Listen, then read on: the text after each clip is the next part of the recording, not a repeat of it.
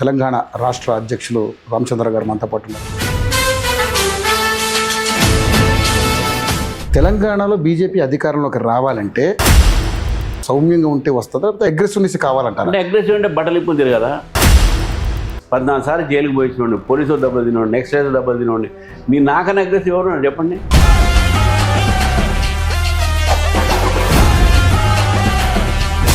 ప్రతిపక్షాలు కళ్ళకు గుడ్డ పెట్టుకుంటూ చెవులో దూది పెట్టుకుంటూ వాళ్ళకి ఏం వినబడదు, ఏం కనబడదు.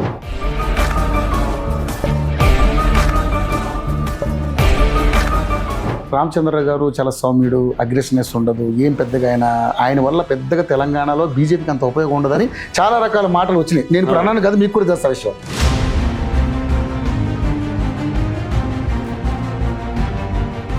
జిహెచ్ఎంసీ ఎన్నికల్లో 42-48 మీకు మీ వశమైంది. ఎందుకంటే దానికి ప్రధానమైన కారణం మన బండి సంజయ్ గారు, మన అందరూ తెలిసిన విషయం.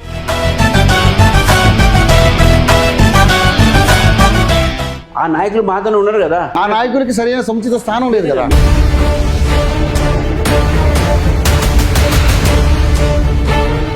బీజేపీ అధికారంలో రాకుండా కొన్ని శక్తులు అడ్డుపడుతున్నాయి. ఆ శక్తుల్ని మేము తప్పకుండా అడుగుంటాం, అరికడతాం మేము. కొండా సురేఖ గారు చేసిన వ్యాఖ్యల్ని అంటే ఏ విధంగా, అంటే మీరు మతతత్వ పార్టీ ద్వారా ప్రజల్ని ఒక మతం మత్తులో ముంచుతున్నారు, ఆ రకంగా ఓట్లు దండుకునే ప్రయత్నం చేస్తున్నారు. జై శ్రీరామ్ అంటే డబ్బులు కిందకు వచ్చి రాలి పడతాయా? బీజేపీ వాళ్ళు ఇక వాళ్ళు ఏమైనా మీటింగులు పెట్టుడు జై శ్రీరామనుడు, మీటింగులు పెట్టుడు జై శ్రీరామనుడు. మరి జై శ్రీరామ్ అంటే పైనుంచి ఏమన్నా పైసలు పడుతున్నాయా? జై శ్రీరామ్ అనొద్దు, అల్లాహ్ అక్బర్ అంటే ఏదైనా మాకు ఓట్లు వస్తాయని చెప్తున్నామే. మంచిర్యాలలో జరిగినటువంటి 3 రైతుల ఆత్మహత్యలు,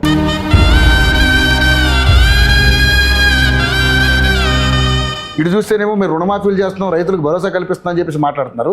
మరి రైతులు చూస్తే చచ్చిపోతున్నారు. దీనికి కారణం కూడా ప్రభుత్వమే.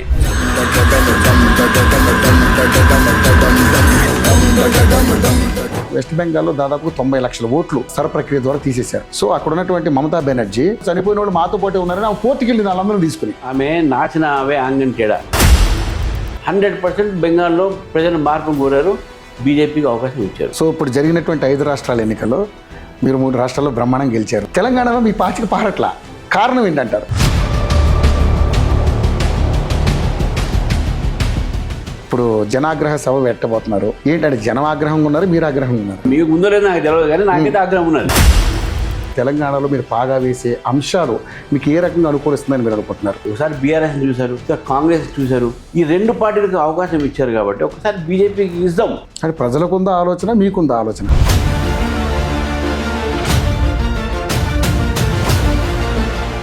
అమిత్ షా గారు చేసిన సరప్రక్రియ అక్కడే కూర్చుని చాలా అద్భుతమైనటువంటి ప్రతిభను కనబరిచారు. మరి అటువంటి అంశాలు తెలంగాణకి ఎవరైనా ఉన్నారు, అటువంటి నాయకుడు ఎవరైనా వస్తున్నారు? ఈ will come, we will see your victory. నమస్తే, వెల్కమ్ టు టీవీ. తెలంగాణ రాష్ట్రంలో బీజేపీ అధికారంలో రావడం కోసం అనేక రకాలుగా ప్రయత్నాలు చేస్తుంది. దేశంలో ఎక్కడ ఎన్నికలు జరిగినా కూడా బీజేపీయే అగ్రశ్రేణిలో నిలబడుతున్నటువంటి వైనం చూస్తుంటే మరి తెలంగాణలో వాళ్ళ యొక్క పాగా వేసే శక్తిగా మారబోతున్నారా లేదా అంటే కొంతమంది అవునని చెప్తున్నారు, కొంతమంది కాదని చెప్తున్నారు. సో మరి నిజంగానే మరి తెలంగాణలో బీజేపీ అధికారంలో రావాలంటే ఏం చేయాలి? సో ఈరోజు ఇప్పుడు 10వ తారీఖు జరగబోయే మరి మోడీ గారి సభ, ఏదైతే జనాగ్రహ సభలో మరి మోడీ గారు ఏం చెప్పబోతున్నారు, తెలంగాణకి ఏం వరాలు ఇవ్వబోతా ఉన్నారు, సో అనేక అంశాలు మనతో పాటు ఉన్నాయి. కాబట్టి ఇప్పుడు మనం తెలంగాణ రాష్ట్ర అధ్యక్షులు రామచంద్ర గారు మనతో పాటు ఉన్నారు, ఆయనతో మాట్లాడదాం. మరి ఇప్పుడు ఈ మధ్యకాలంలో జరిగినటువంటి పరిణామాల మీద ఆయన మీద విశ్లేషణ తీసుకుందాం. సార్ నమస్కారం. నమస్తే. రామచంద్ర గారు ఎలా ఉన్నారు అంటే బాగున్నారు అని అర్థమవుతుంది, చాలా హ్యాపీగా కనపడుతున్నారు. కాకపోతే ఈ హ్యాపీ వెనకాల మరి తెలంగాణలో మీరు పాగా వేసే అంశాలు మీకు ఏ రకంగా అనుకూలిస్తుందని మీరు అనుకుంటున్నారు? తెలంగాణలో మీరు ఒక్కసారి మీ తెలంగాణ ఒక పొలిటికల్ మ్యాప్ చూస్తే అన్ని జిల్లాలలో అన్ని మున్సిపాలిటీస్ ఏదో ఒకసారి బీజేపీ గెలిచినటువంటి సందర్భాలు ఉన్నాయి. ఫర్ ఎగ్జాంపుల్ వరంగల్, మేము గతంలో ఎమ్మెల్యేలు గెలిచినాం, ఎంపీ గెలిచినాం, హనుమకొండ మేము మేయర్ గెలిచినాం. నల్గొండలో భువనగిరి మేయర్ చైర్మన్ గెలిచినాం, నల్గొండ చైర్మన్ కూడా గెలిచినాం. అక్కడ కూడా మీ సూర్యాపేట కూడా మీ చైర్మన్ గెలిచినప్పుడు జుట్టుకడి సత్యనారాయణ గారు ఉండే. మేము అదేవిధంగా ఇప్పుడు చూస్తా ఉన్నాం, నార్త్ తెలంగాణ కూడా అన్ని కూడా మాకు ఎమ్మెల్యేలు ఉన్నారు, ఎంపీలు ఉన్నారు. తెలంగాణ మొత్తంలో కూడా భారతీయ జనతా పార్టీకి అన్ని ప్రాంతాల్లో కూడా, ఖమ్మంలో కొన్ని ప్లేసెస్లో మాకు ఉన్నది, కొన్ని ప్లేసెస్ కొద్దిగా బలహీనంగా ఉన్నా కూడా పెరుగుతూ ఉన్నది. అక్కడ కూడా మా బలం పెరుగుతూ ఉన్నది. మొన్న అషరాపేట మేము గెలిచినాము, కొత్తగూడెంలో మేము కార్పొరేటర్ గెలిచినాము, అక్కడ కూడా ప్రజలు యాక్సెప్ట్ చేస్తున్నారు. కాబట్టి మొత్తం తెలంగాణలో భారతీయ జనతా పార్టీ సింబల్ కానీ భారతీయ జనతా పార్టీ యొక్క ప్రెజెన్స్ కానీ ఒక ఉన్నది మనకు కనబడతా ఉంది. ప్రజల్లో ఉత్సాహం కూడా ఉన్నది, కార్యకర్తల ఉత్సాహం ఉన్నది, ఒక మార్పు తీసుకువచ్చేటటువంటి ఈరోజు మనోభావన కూడా ప్రజల్లో కనబడతా ఉంది. ఒకసారి బీఆర్ఎస్ని చూశారు, ఒకసారి కాంగ్రెస్ చూశారు. ఇప్పుడు దేశంలో ఉన్న పరిస్థితులు మనం చూస్తే బీజేపీకి ఒక అవకాశం ఇద్దాము అనేటటువంటి ప్రజల ఒక ఆలోచన ఉన్నది, స్పష్టంగా ఈరోజు తెలంగాణలో కనబడుతుంది. అదే మా ధైర్యం, అదే మా విశ్వాసం. అంటే ప్రజలకుందా ఆలోచన, మీకుందా ఆలోచన? మేము ప్రజల విశ్వాసమే మాకు ధైర్యం వస్తుంది అని చెప్తున్నాను. మీరు ఎవరితోనే మీరు కదిలియండి. నిన్న మొన్న ఈ యొక్క రిజల్ట్స్ తర్వాత ఇంకా ఎక్కువ పెరిగింది ఆ విశ్వాసం ప్రజల్లో నిన్న మాటలో కాదు, ప్రజల్లో పెరిగింది. అదే ఈసారి బీజేపీకి అవకాశం ఎందుకు, దానికి కారణం కూడా చెప్తాను. బీఆర్ఎస్కి అవకాశం ఇచ్చారు, కుటుంబ పరిపాలన, అహంకార పరిపాలన, అవినీతి పరిపాలన. కాంగ్రెస్కి ఇచ్చారు నిర్లక్ష్య పరిపాలన, అదేవిధంగా అబద్ధాల పరిపాలన, అవినీతి పరిపాలన. ఈ రెండు పార్టీలకు అవకాశం ఇచ్చారు కాబట్టి ఒకసారి బీజేపీకి ఇద్దాం. ఇది అసంభవం కాదు. ఎందుకంటే నేను ఇంతకుముందు చెప్పాను, త్రిపురలో మేము ఎప్పుడు కూడా ఒక వార్డు మెంబర్ కూడా లేని త్రిపురలో మేము 3 సార్లు అధికారులు వచ్చినాం. అస్సాంలో కూడా మేము 3 సార్లు అధికారులు వచ్చినాం. మేము అదేవిధంగా హర్యానాలో కూడా 3 ఎమ్మెల్యేలు ఉండే, మేము 3 సార్లు అక్కడ వచ్చినాం. కాబట్టి ఇక్కడ మాకు ఏదైతే రాజకీయ పరిస్థితులు ఉన్నాయో తెలంగాణలో, అక్కడ సేమ్ పరిస్థితులు ఇక్కడ కూడా మాకు ఉన్నాయి. కాబట్టి మీ ఇక్కడ కూడా అధికారంలో ఈసారి తప్పకుండా వస్తాము అనే నమ్మకం మాకున్నది. తెలంగాణలో బీజేపీ అధికారంలోకి రావాలంటే మీలాగా సౌమ్యంగా, అదేవిధంగా కిషన్ రెడ్డి గారు లాగా లేకపోతే లక్ష్మణ్ గారి లాగా సౌమ్యంగా ఉంటే వస్తుందా, లేకపోతే అగ్రెసివ్నెస్ కావాలంటారు? అంటే అగ్రెసివ్ అంటే బట్టలు ఇప్పు తిరగాలా, లేకపోతే చింపాలా, ఏం చేయాలి? అగ్రెసివ్ అని అంటే నా ఒక మీనింగ్ ఏం చెప్తుందంటే, మనం నమ్మిన సిద్ధాంతం మీద, మనం నమ్మినటువంటి ఒక బాట మీద మనం అక్కడ ఉండి నమ్మకంతో ఉండి ప్రజల కోసం పోరాడటమే అసలైన అగ్రెసివ్నెస్. బూతులు తిట్టడం అనేది అగ్రెసివ్నెస్ కాదు అని అనుకుంటున్నా. ఓకే, అంతేగాని ఇప్పుడు అగ్రెసివ్నెస్ నాకన్నా అగ్రెసివ్ భారతీయ జనతా పార్టీ ఎవరు లేరని నేను చెప్తా ఉన్నాను. 14 సార్లు జైలుకి పోయించండి, పోలీసులు దెబ్బలు తినండి, నెక్స్ట్ రైతు దెబ్బలు తినండి. మీరు నాకన్నా అగ్రెసివ్ ఎవరు చెప్పండి? మీరు సౌమ్యుడినే, కానీ ఎప్పుడైతే అవకాశం వస్తుందో నేను అగ్రెసివ్ని ఆ విశ్వరూపం అప్పుడు చూపిస్తా అంటారు. తప్పకుండా 100%. నాతో చదువుకున్న వాళ్ళని అడగండి ఒకసారి ఎట్లా ఉండదు. నేను అడ్వకేట్ అయినా కాబట్టి కొద్దిగా సౌమ్యంగా ఉండాలి వస్తుంది, అది నా క్యారెక్టర్ ఉండాలి వస్తుంది. ఓకే, బట్ నా రియల్ క్యారెక్టర్ అయితే ఫైటర్. నేను నా పేరే నా రామచంద్ర గుర్తింపే ఫైటర్గా ఫైట్ చేస్తాను నేను. అంటే పైన బట్టలు చింపో కాదు, ఇష్యూస్ ఐ ఫైట్. ఓకే, తెలంగాణలో బీజేపీ అధికారంలో రాకుండా కొన్ని శక్తులు అడ్డుపడుతున్నాయి. కొంత మార్పు జరిగితే అది విజయం తథ్యం అంటున్నారు. ఆ మార్పు జరిగే పరిస్థితి కనపట్టలేదు అనేది బయట నుంచి పొలిటికల్ అనలిస్టులు కావచ్చు రకరకాల వాదనలు వినపడుతున్నాయి. రామచంద్రరావు గారు ఇంత సీనియర్ నాయకులు, మీరు దీని మీద ఏం సమాధానం చెప్తారు? తప్పకుండా ఇప్పుడు మీరు అధికారంలో ఎందుకు రాలేదు, ఎందుకు రావట్లేదు అనే దాని మీద విశ్లేషణ జరపాలి. వాస్తవం నేను ఒక పార్టీ అధ్యక్షుడిగా నా బాధ్యత అది. నేను డెఫినెట్ హ్యావ్ టు అండర్స్టాండ్ ఎట్లా చేస్తే అధికారంలో వస్తామనే ఆలోచన కూడా నేను పెట్టుకోవాలి. కొన్ని ప్లస్ ఉంటాయి, కొన్ని మైనస్ ఉంటాయి, నెగిటివ్ పాజిటివ్ ఉంటుంది. కొన్ని సొంతంగా మేము కూడా కొంత స్వయం విమర్శలు చేసుకోవాలి. అరే మేము ఇక్కడ పొరపాటు చేస్తున్నాం అని చెప్పి తప్పకుండా దాని మీద విశ్లేషణ జరుగుతుంది. మా నాయకులతో కూర్చుంటాం, ఎక్కడైతే లోపాలు ఉన్నాయో దాన్ని సరిదిద్దే ప్రయత్నం చేస్తాం.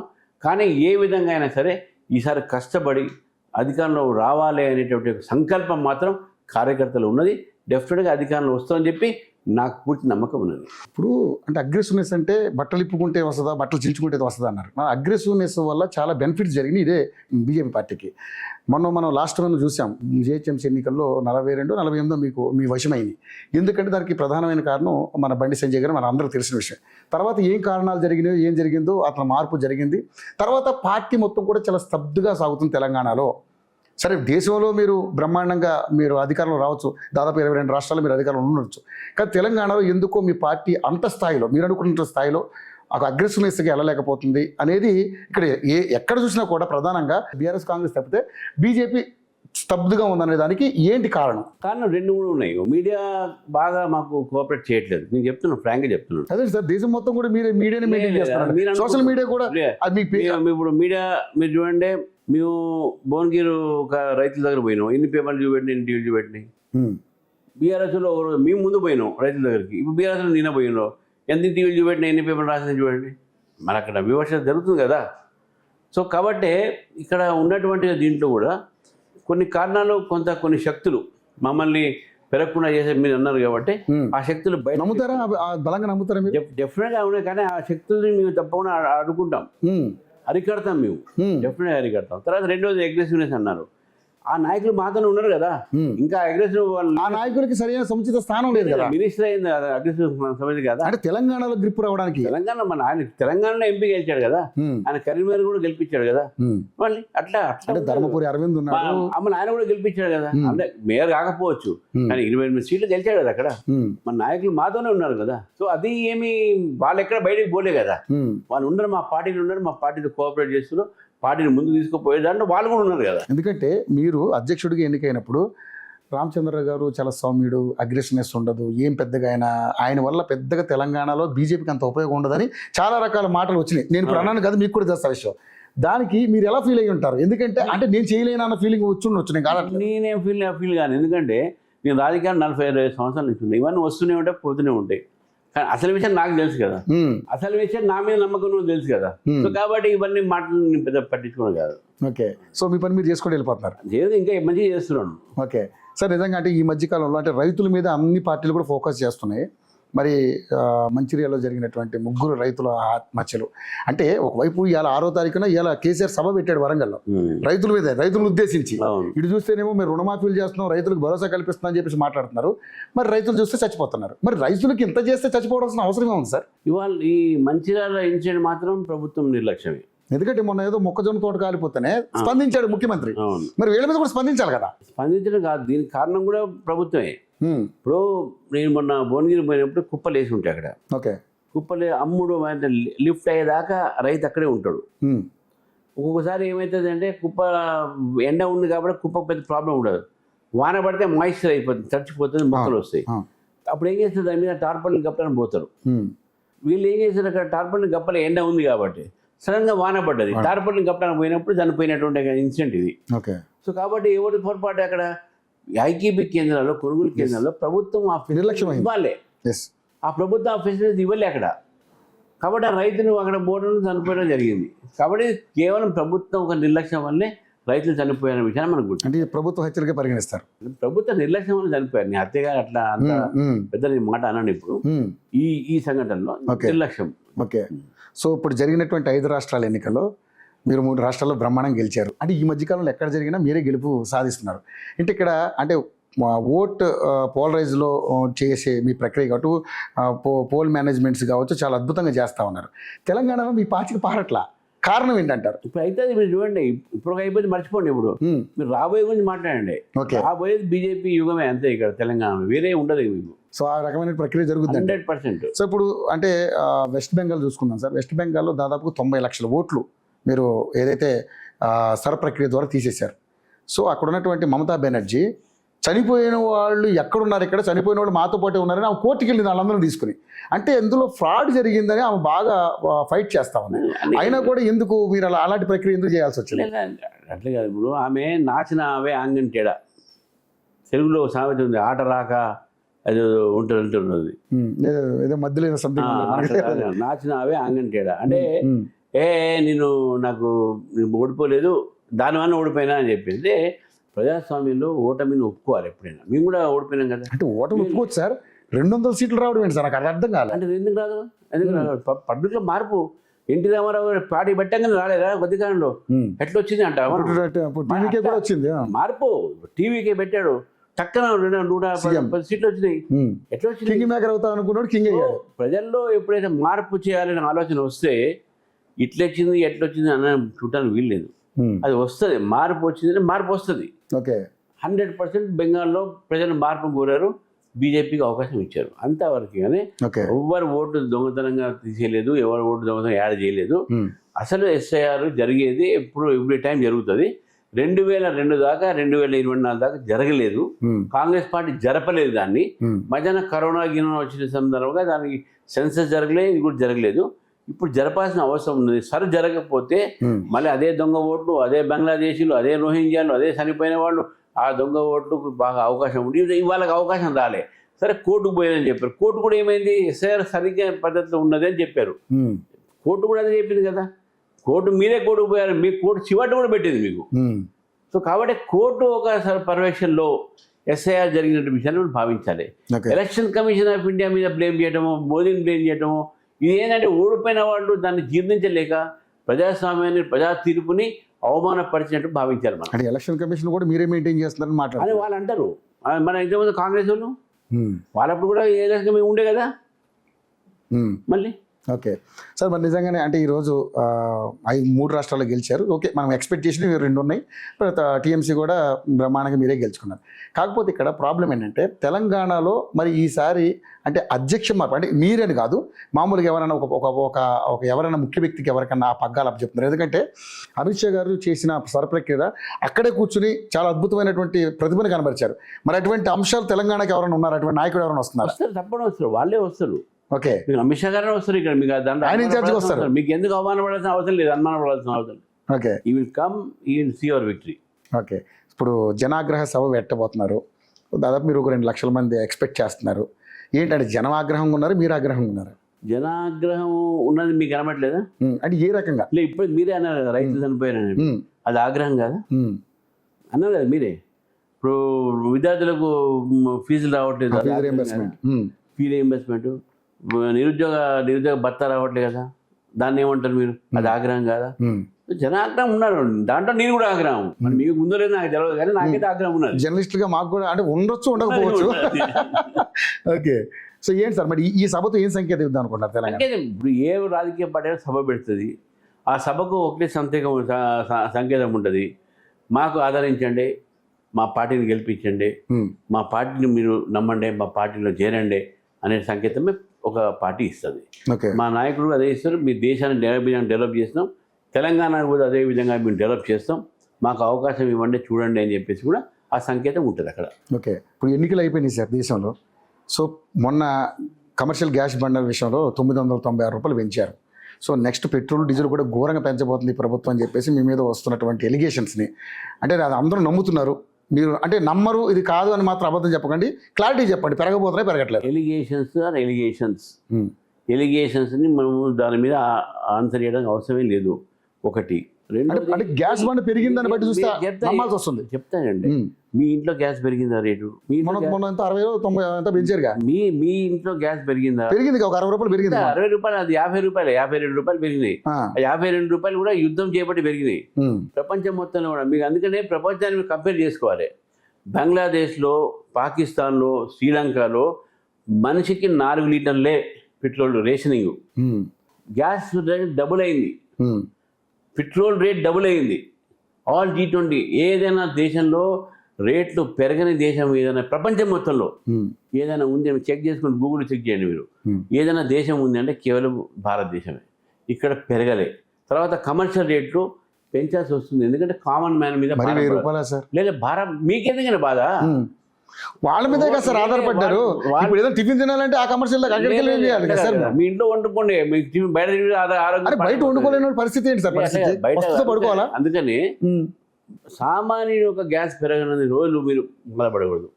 కమర్షియల్ పెరిగితే అది కూడా పెరుగుద్దేమని భయంతో ఉన్నారు సార్ జనం. ఆ భయం అదే అంటే భయం, జనాగ్రహం మీ మీద కూడా ఉంది. భయం క్రియేట్ చేసేదే కాంగ్రెస్ పార్టీ. ఆ భయం క్రియేట్ చేసేదే కాంగ్రెస్ పార్టీ. అందుకని కాంగ్రెస్ పార్టీ ఎలిగేషన్ నమ్మకండి అనేది. ఓకే, 100% చెప్తున్నా. దేశవ్యాప్తంగా కూడా ఈ దేశంలో ప్రపంచం మొత్తం కూడా ఎక్కడైనా పెట్రోల్ పెరగలేదంటే, గ్యాస్ పెరగలేదంటే, ఎక్కడ కూడా షార్టేజ్ లేదంటే ప్రపంచం మొత్తం కూడా భారతదేశం ఒకటే.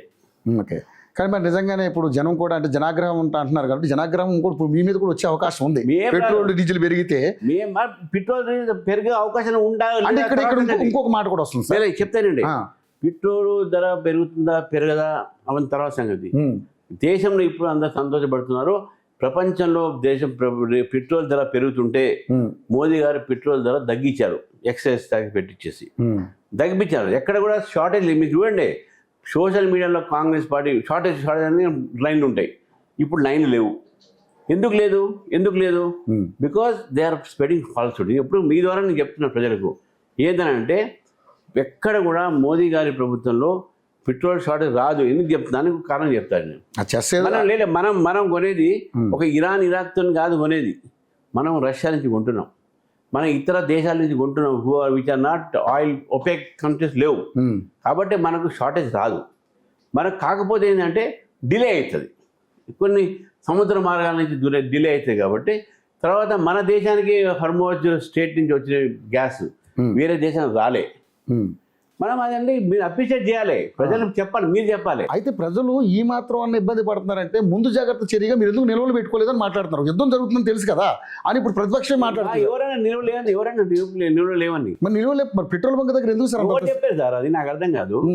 మనకు we have got sufficient stock, అందుకనే దొరుకుతున్నాయి ఇవన్నీ మార్కెట్లో. పెంపకుండా దొరుకుతున్నాయి బికాస్ వీఆర్ హ్యావింగ్ స్టాక్స్.